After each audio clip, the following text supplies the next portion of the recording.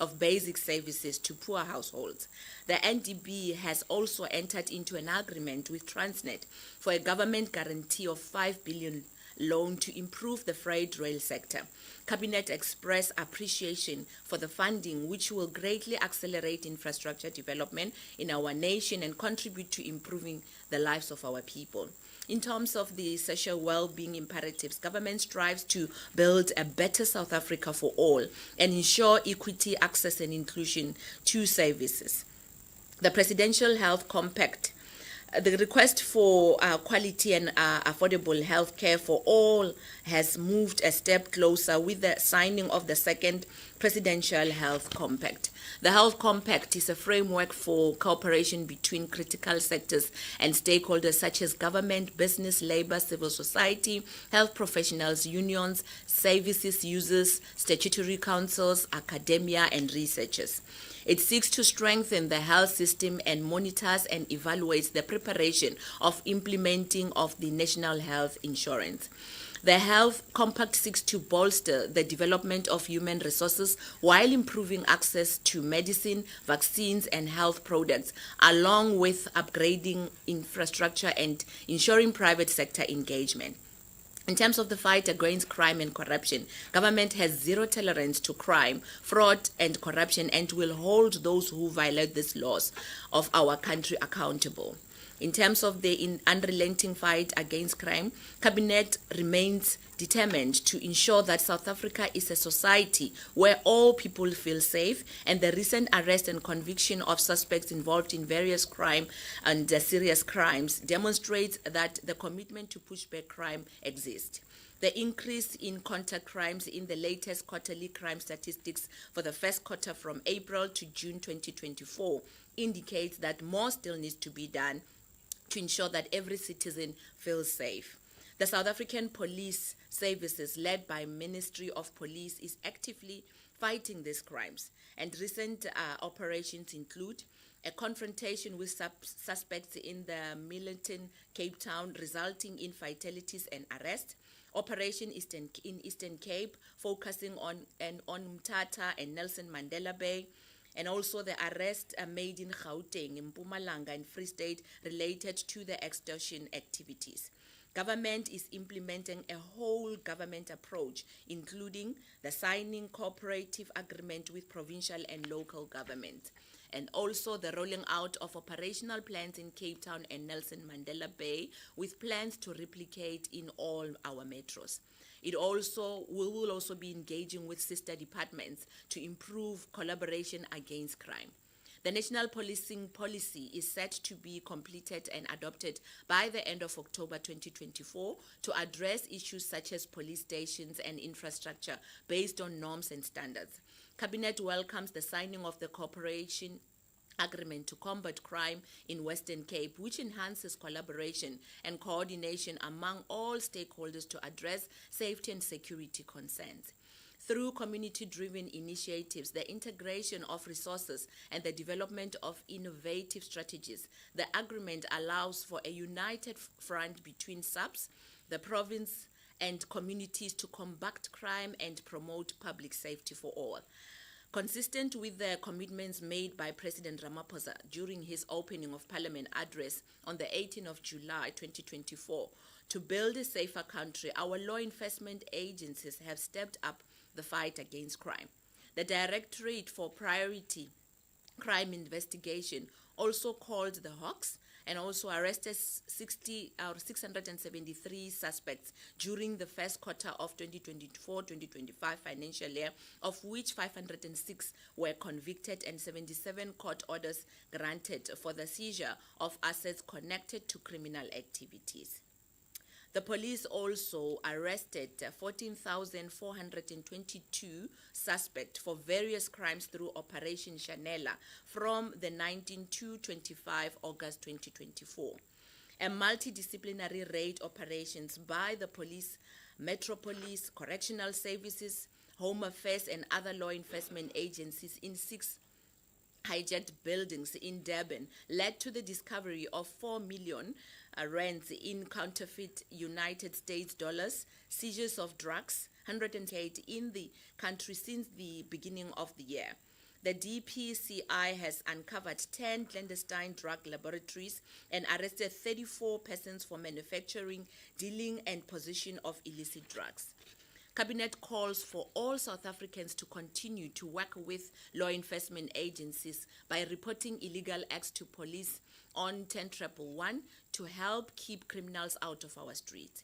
The fight against crime is a shared responsibility, and government will continue to champion all initiatives that will mobilize all people in society to work together towards a better and safer South Africa.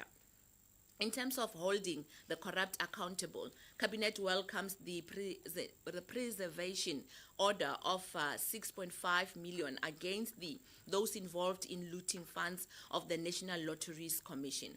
This action supports the implementation of the anti-corruption strategy, which brings together law enforcement agencies in the fight against corruption.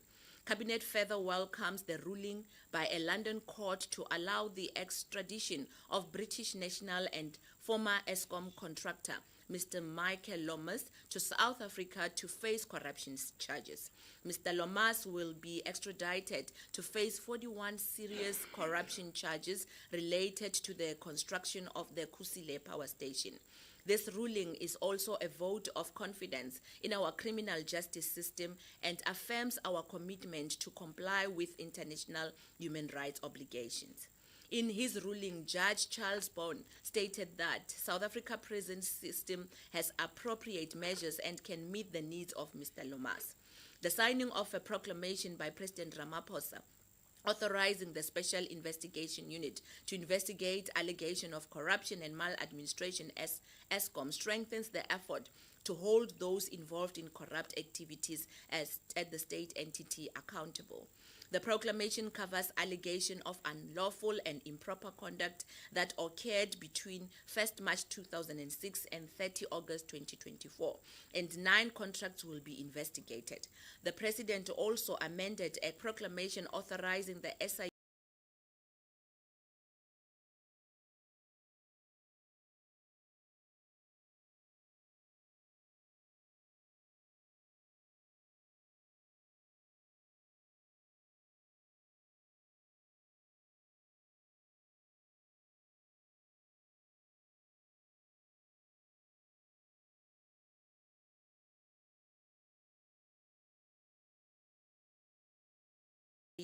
to investigate further areas of alleged commitment to rooting out dishonored practices, ensuring accountability at all levels. In terms of continuing with the fight against extortion, Cabinet takes a zero-tolerance approach against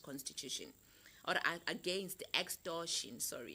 South Africa is learning from the international best practices to develop strategies to deal decisively with incidents of extortion.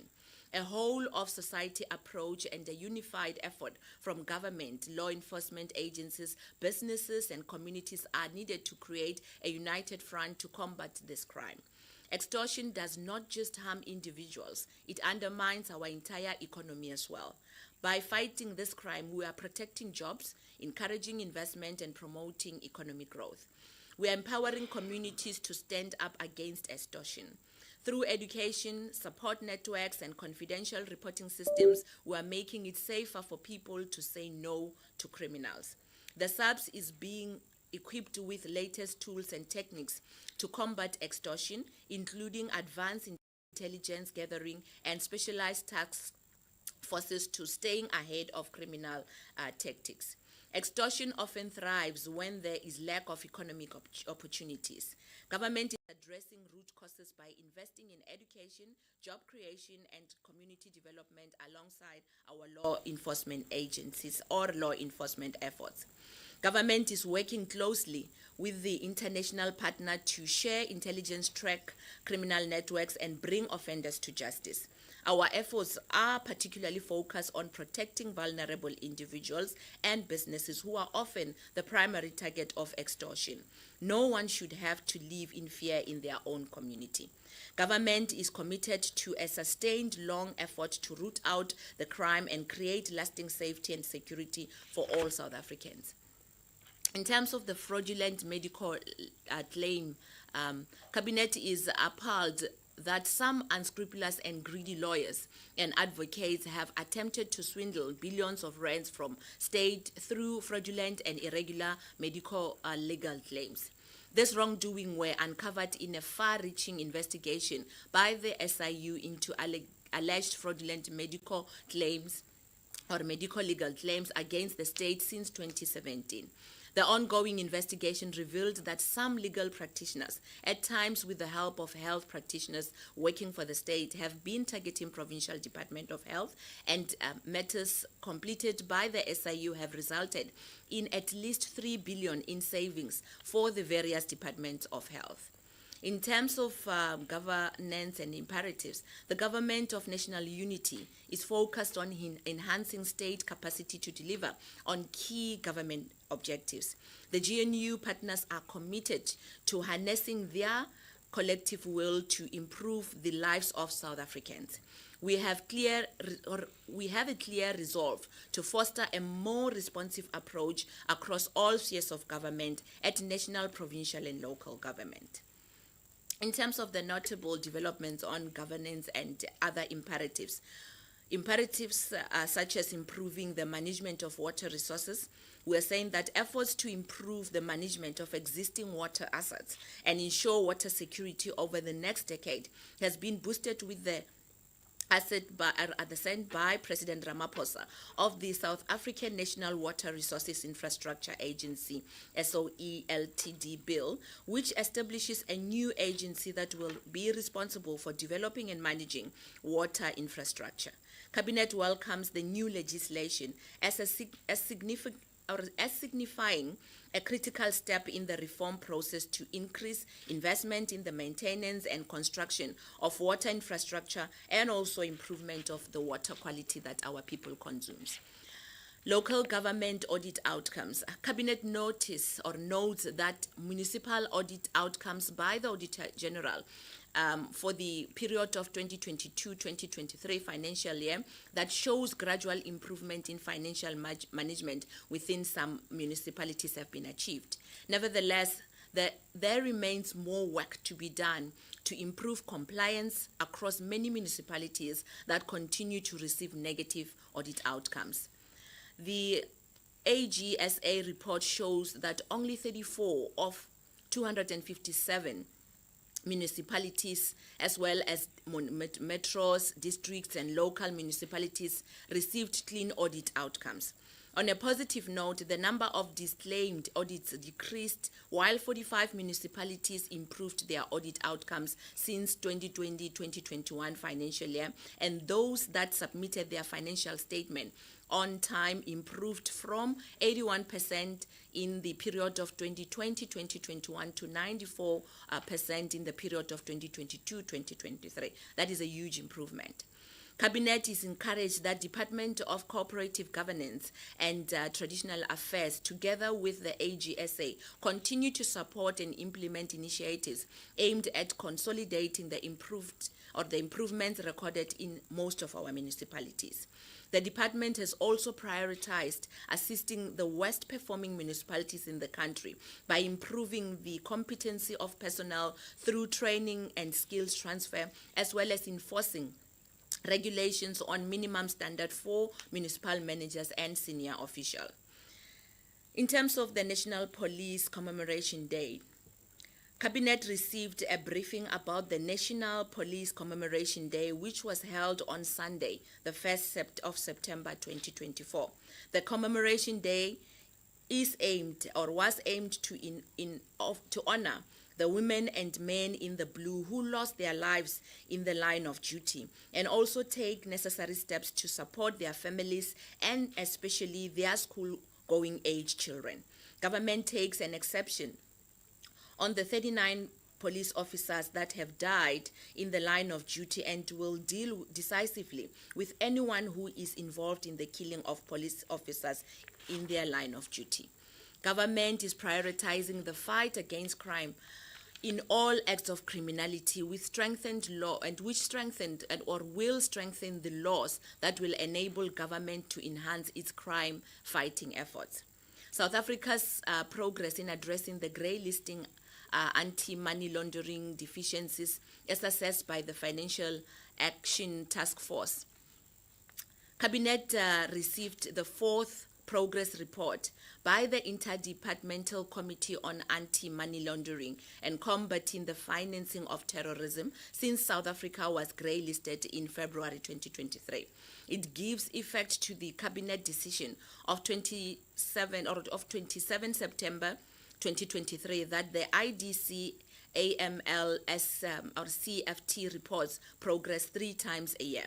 There has been significant progress for South Africa to address technical compliance deficiencies, and of the 20 technical compliance requirements, 15 have already been addressed. For South Africa to completely exit the grey listing, had 22 actions identified as deficiencies on effectiveness, of which 8 of these items have been fully addressed, leaving 14 items to be addressed by February 2025, and this will definitely be done.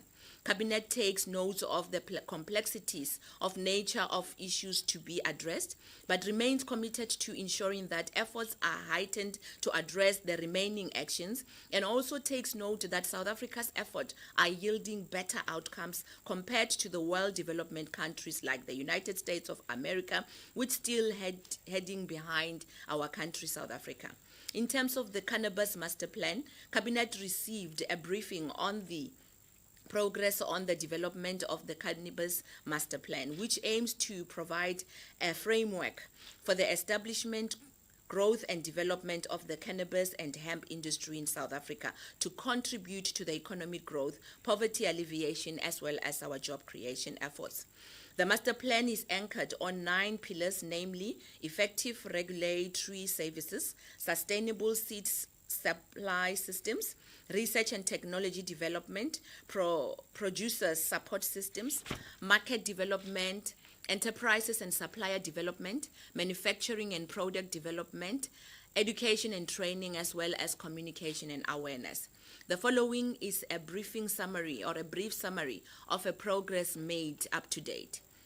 Following the declaration of hemp as an agricultural crop, a total of 1,110 permits have been issued to hemp cultivation. President Ramokgopa approved the Cannabis to Private Purpose Bill in May 2024. The Department of Justice and Constitutional Development has initiated the process of drafting the regulation in support of the cannabis for private purposes. The Department of Health, through the South African Health Product Regulation Authority, has concluded consultations on changes to the schedules of the Medicines and Related Substances Act of 1965. The Department of Trade and Industry, as well as Competition, the DTIC, concluded situational and value chain analysis on the hemp and cannabis sector in South Africa. The DTIC will soon commence consultations on the cannabis commercialization policy. The Agricultural Research Council developed 2 hemp varieties, and with the support of the Department of Agriculture, Land Reform and Rural Development, is currently undergoing the 2nd season of seed multiplication to make it available for the 2025 planting season. In May 2024, the Minister of Agriculture and also as well as the Minister of Land Reform and Rural Development approved the hemp certification scheme to regulate the varietal integrity and the quality of hemp propagation material towards supporting sustainable seed system of hemp.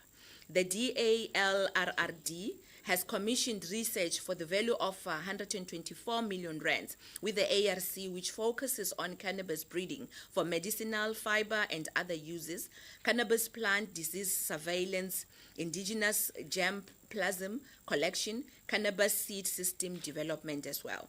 In Gauteng, in collaboration with the Council of Scientific and Industrial Research, 10 small, medium, and micro enterprises were supported for the product development. The DALRRD continues to consult provinces on commitments thus far.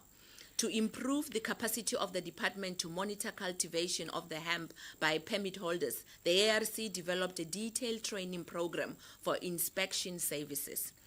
In terms of the Integrated Public Service Month, Cabinet received a briefing on plans to observe this year's Integrated Public Service Month. This year's Integrated Public Service Month is celebrated under the theme Government That Works. Public Service Month serves as a reminder of what is meant to serve communities and to also look at the impact government has, especially around issues of service delivery. This year, South Africa celebrates 30 years of democracy and the 27th anniversary of the Batupili White Paper as a framework for the transformation of public service delivery in South Africa. The integrated government-wide program includes Public Service Month, the Heritage Month, the Tourism Month, as well as the Arbor Month. In terms of appointments, all appointments are subject to verification and qualification relevant to security clearance. Ms. Yolanda Batandwa Damoye has been appointed as Executive Director of the Board of the Public Investment Corporation. Ms. Tulisile Dlori Manzini has been appointed as the Director General in the Department of Small Business Development. Appointment of members of Board of the South African Diamond and Precious Metal Regulator is as follows. I think I can just only speak about the chairperson. The chairperson will be Mr. Ambil Mgomezulu, and there are a number of there are many non-executive members. Should I read them all? Okay. Dr. Natalie Skiepers, Ms. Fungai Mushweshwe, Ms. Faith Tumelo Mokwena, these are non-executive directors. Dr. Tsepo David Koza, Ms. Leandra Marshall Mchali, Mr. Norman Baloi, Mr. Mawetu Kawe, Advocate Madikela Moloto, who will be representing DMRE, Ms. Reboni Nkambule, who will also be the DMRE alternative member representative, Mr. Rangers Molapo, who will be a representative of NUM, Mr. Dingiswa Yosibeke, who will also be the alternative NUM representative, Advocate Leon Johannes Pretorius, who will be the representative of UASA, Ms. Nongebo Ngobo, who will also be the main member of SARB, Ms. Kamukhelo Manamela, who will be the alternative member of SARB, Ms. Nosi Piwe Mzamo, who will be the ex-officio, and Mr. Cecil Koza, who will also be the ex-officio member. And now the following is the appointment of the members to the board of the State Diamond Trader. Mr. Abi Chikani will be the chairperson. Mr. Ernest Blom will be the non-executive member, and the following now I'll be reading other non-executive members. Ms. Komati Kinston Govender, Advocate Mpati Libakeng will also be the non-executive member. Dr. Olgo Masikwa will be the representative of the department, and Ms. Helen Diatile will be the NUM member representative. Mr. Tapelo Malikutu will be the alternate member of NUM. Ms. Adele Rousseau will be the main member representative of Solidarity. Mr. Johan Dutoy Boyning will also be the alternative Solidarity member representative. Mr. Jack Hugo will be the UASA representative, and Ms. Danile Nyakele will be IDC main member representative. Mr. Lifu Dlamini will be the alternate member of the IDC representative, while Ms. Nosipiwo Mzamo will be the non-executive member, also known as the ex-officio, and Cecil Kosa will also be the ex-officio member, which will be non-executive. In terms of the upcoming events, the Heritage Month. In September, South Africa marks Heritage Month under the theme celebrating the lives of our heroes and heroines who laid down their lives for our freedom. During this month, government will launch the Exile Repatriation Project aimed at bringing home the remains of the freedom fighters who died in exile to help bring closure to their families and the healing and restoration of our nation. The initiative forms part of national policy for the repatriation and restitution of human remains and heritage objects. and objectives. Those who sacrificed their lives for our freedom have laid the path for our constitutional democracy, founded on the principle of human dignity and equal rights for everyone. Government calls on all South Africans to use the Heritage Month to foster greater cohesion, nation building, and a shared national identity, as well as honor those who sacrificed their lives for us to gain the freedom that we are enjoying today. Government also calls for all South Africans to use this month to make sure that they spend so much time with their families and ensure that we do bridge the gaps that are between different nationalities.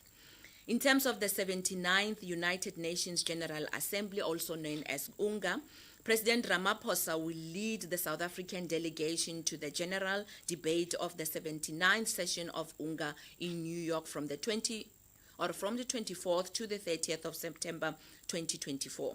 This year, the Assembly is convened under the theme Unity in Diversity for the Advancement of Peace, Sustainable Development, and Human Dignity for Everyone, Everywhere.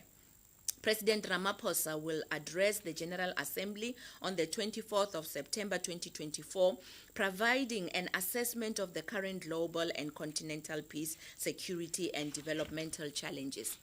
Preceding the UNGA 79, the Secretary General of UN will convene the Summit of the Future on the 20th to the 21st of September 2024 at the UN headquarters. The summit brings together world leaders to forge a new international consensus on how to deliver a better present while also safeguarding the future.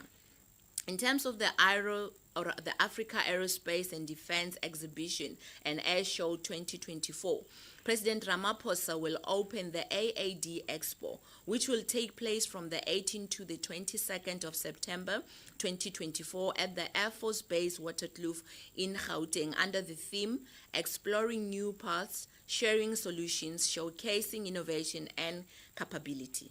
The AAD is the only defense exhibition hosted on the African continent by South Africa and ranked with the top 6 in the global defense calendar, with objectives to do the following: to showcase the defense and aerospace cutting-edge technology developed and manufactured in South Africa and around the world; to also promote and drive exports, which sustains the defense and aviation industries; to promote and reinforce South Africa's position as a key driver of innovation and manufacturing; to also facilitate international partnerships and business-to-business networks, as well as government-to-government business networks; to also promote South Africa as a destination of choice for tourism and business; to contribute to job creation; to also create an educational platform to promote defense and aviation careers and innovation for our youth.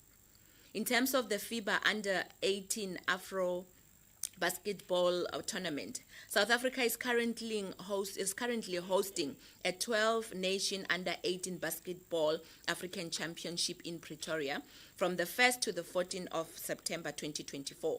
The tournament features 12 male and 12 female national basketball teams divided into 3 groups, which each consist of 4 teams.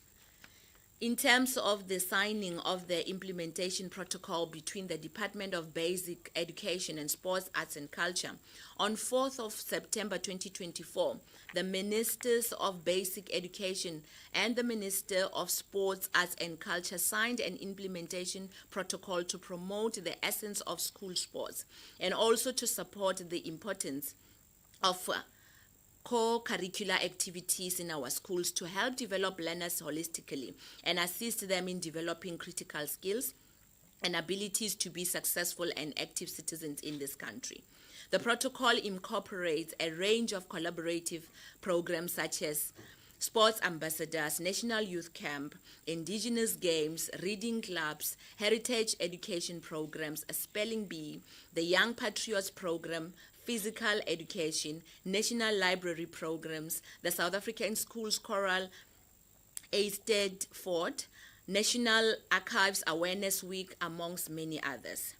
In terms of messages, we bring in congratulations as Cabinet, and they are extended as follows.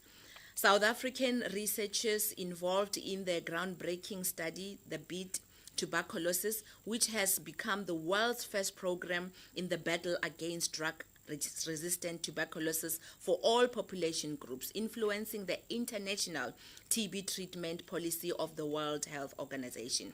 We're also congratulating Waronatsiani and Onale Ronatsiani, known as the T Sisters, for securing third place at the prestigious World Cup competition of entrepreneurship held in Japan. The T Sisters also won 2 Sustainable Development Goals awards from the UN, especially for Goals 1, No on No Poverty, and Goal 16 of Peace, Justice, and Strong Institutions. Our nation's athletes at the Under 20 World Championship and Paralympics Games are also congratulated, and they are as follows. The fastest teenager in the world, sprinter Bayanda Walaza, on his gold medal in the 100-meter and 200-meter final at the Under 20 World Champions. Walaza is currently doing his matric at Curro Hazeldean in Pretoria. Bradley Nkwana for a bronze medal for the 100-meter final at the Under 20 World Championships.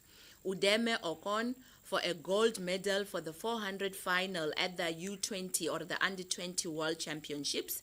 Silver medal for the 4x400 or 4x4 men's relay team. Brian Katu, Sihle Mahlangu, Jabulo Mbata, and Udeme Okon at the Under 20 World Champions. J.L. van Rensburg for silver medal for the men's shot put at the Under 20 World Championship final. Hannah van Niekerk for bronze medal for the 400-meter hurdles at the Under 20 World Championships. Mpumelelo Mhlongo for the gold medal and the new world record for the men's T4400 meter at the Paralympic Games in Paris. And Luzanne Gozier for the bronze medal for the world's or the women's T11 1000 or 1.5 meters at the Paralympic Games in Paris as well. Ronwen Williams, Bafana Bafana, and Mamelodi Sundowns goalkeeper on his nomination as one of the 10 best goalkeepers in the world at the Ballon d'Or Awards. Springboks for defeating the All Blacks during the Castle Lager Rugby Championship on Saturday on the 31st of August 2024. Passenger Rail Agency of South Africa, PRASA, and Gautrain for providing integrated transport services that enable South Africans to physically watch the Springboks and All Blacks rugby match. Cabinet further encourages the public to sport and ride the 30th year of freedom and democracy PRASA branded train. In terms of condolences, Cabinet expresses condolences to the friends and family of the following: Professor Brian O'Connell, the former rector and vice chancellor at the University of Western Cape. He served as the rector from 2001 to 2014. Radio and television personality Thabiso Sekwane, a seasoned broadcaster who inspired many people throughout the country. The praise poet Bishop Jessica Mbangeni, who was renowned for her powerful poetic skills. Her performances included at the former President Thabo Mbeki's inauguration in 1999 and former President Nelson Mandela, the 4664 concert. Mr. Mpakamisi Ngciweni, the Kwazakele primary school teacher in the Eastern Cape, who was murdered at the school premises by extortionists. Thank you very much. Minister, thank you very much. We're now going to be taking the questions for the minister as per the cabinet statement that she has read for us. We'll start in the room. The procedure is normal. You introduce yourself, the media house that you represent, and then you can ask your question. Okay. All right, we'll start there at the back and then come back to you. Nobody there. Okay. We have 2 hands. Colleagues, in that order. Hi, good morning, Minister. Paul Becchiota from Bloomberg. Just a question on the cannabis master plan. Is this now a cabinet decision to implement this master plan, Or did you just receive a briefing about it? Thank you.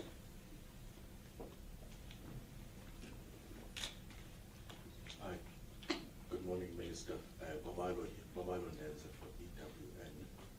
And just on DPE, how far is that process now to completely wind down the department? I mean, if you could just clarify, as far as human resources is concerned, and the personnel that were there, and the head office there in Victoria, in Arcadia, I think, what happens to things like head office, DPE? I mean, really the question is, have we reached the point where DPE is not existent, or doesn't exist anymore? Thank you, Minister. Okay, thank you so much. Minister, I suggest we start with those hands, then we'll go to online questions thereafter. Okay, thank you. In terms of the cannabis master plan, is still under development. It's going through different cabinet cluster for processing. So it is definitely something that cabinet will definitely take a decision on to finalize. However, it is already going through developmental stages, and it is what we want to implement. And in terms of the DPE, the process, of course, was still under consultations with the presidency as well as public service. However, there will still be some few that will be left in DPE, so that we can then now continue with making sure that the implementation of the National Public Enterprises Bill and the establishment of the holdco does continue, because we will still be needing some of those strategic capabilities that will help us to do it. Thank you. Thank you very much, Minister. We'll now go to the online questions. Nandi. Good morning, Minister. DG, all the media houses represented this morning. We have two questions, Minister. One question is coming from Terence Creamer from Engineering News, asking what timeline is currently anticipated for the creation of a holding company for the SOEs. And the second question from him is how will line departments mitigate potential conflicts between the commercial interest of the SOEs and the policies being developed that contradict those interests but are required as part of the reform agenda? And then the second question is coming. The second question is coming from Jan Gerber, News 24. Did Justice Minister Thembi Simelane explain the VBS allegations against her to Cabinet? Is Cabinet not concerned that these allegations about the Justice Minister cast a pall over the measures against corruption listed in the Cabinet statement? Thank you. Those are the two questions. Thank you, Nandi. Over to you, Minister. Thank you. I'll start with the last question. Of course, that would be a process that will be handled by the President, so it doesn't have to come to Cabinet. In terms of the reforms of the holdco and the line department, the bill that will be passed, the National Public Enterprise Bill, will look after all those. So we just have to wait for the bill to actually be finalized, and it's already in Parliament. It has been resuscitated from the previous administration. As a result, all those systems that need to be put in place to deal with such issues will definitely be handled by the bill as we move forward into the establishment of a centralized model that will definitely make sure that all our public enterprises do operate with good governance according to international and global practices. Thank you. Thank you, Minister. Just in case we have the last round of questions, do we have any questions from the room? Okay, no to yours. And nobody else. Okay, we'll take your hand, and then Nandi will automatically go to the online questions as well thereafter. Thank you. Minister Paul from Bloomberg again. Minister, thank you very much for sending the statement earlier, and a very comprehensive statement. However, it's missing something that's really important, and that is cabinet decisions. The whole point of these briefings is to tell us what Cabinet's decided as government's highest decision-making body. Now, reading through the statement, so I don't want to go on too long, there's a lot of briefings and noting and so on, and many of those are very welcome. But did Cabinet decide on anything? I know half of Cabinet's almost in China, but did you actually decide on anything in this meeting? Thank you. One last question again from Stella Gruba, Business Report newspaper. He's asking, how confident is Cabinet that SA would have addressed the outstanding 14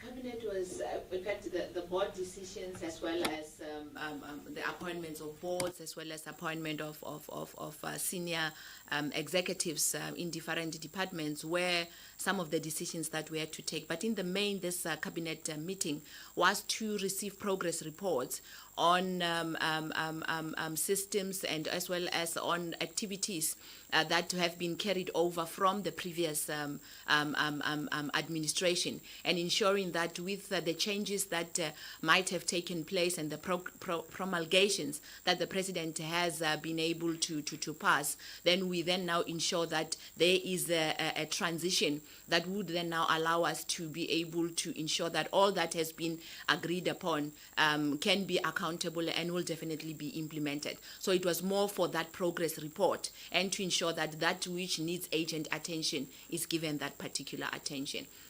And in terms of the last question, we are planning on ensuring that we do meet the agenda that we have put for ourselves. So we don't foresee any us not being able to meet what we have put on for ourselves, precisely because the progress that we have already been able to register is actually a proof that we are definitely going to be able to meet what we have set out for ourselves. Thank you. There's a last question, yes. So we'll take that last question, Nandi, and then Minister will also just wrap up. This one is from Lisa Gatandwa from Times Live. She's asking, can the minister clarify if Cabinet or the President will consider handing the land bank to the Minister of Agriculture? Has this been discussed by Cabinet, and has Mr. Steenhuisen made this request? The second question from her, the ANC has been known to conflate party and state in the past. Can the minister clarify why the ANC TG, Ms. Ramokgopa, is part of the delegation in China? Thank you.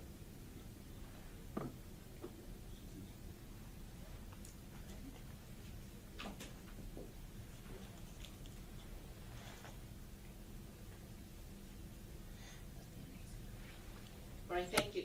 The issue of land bank and any other institution of government is something that is not discussed in cabinet.